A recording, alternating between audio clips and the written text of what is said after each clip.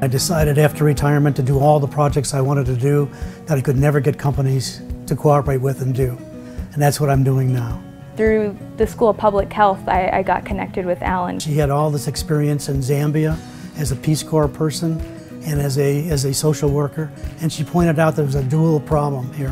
One was the women in Africa often have babies in the villages on the ground, and the babies thereafter are taken back to their home, and they're on the ground in the shelters. There are snakes and scorpions and rats and problems, and babies die.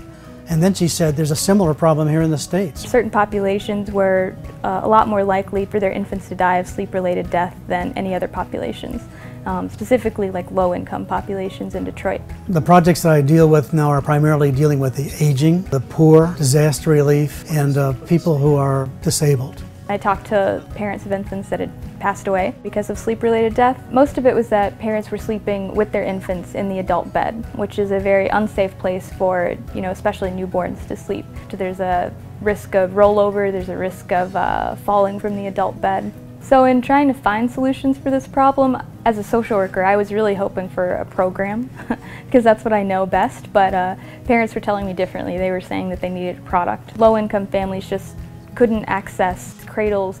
As a product designer, I knew exactly what I wanted to do. I could design simple solutions, low-cost, disposable cradles out of cardboard. This is a full-size prototype, and it's essentially a cardboard box. But instead of folding the ends in and over the top to create the top of what would have been a box, I folded the ends downward to create the stand that holds the baby up off of the ground. And one can use a simple foam mattress to make it even more comfortable or not. And if you want to, once you put the baby in and the baby's safe and comfortable, mom can rock, or dad can rock the cradle because of its rounded corners. They're only for children from 0 to 4 months, because after that they get too big and they start to move. In the case of Africa, they'd be made there and distributed. In both cases, we would take the babies and put them in a safe sleep environment for a couple of pennies. We could solve 2 problems with 1 design.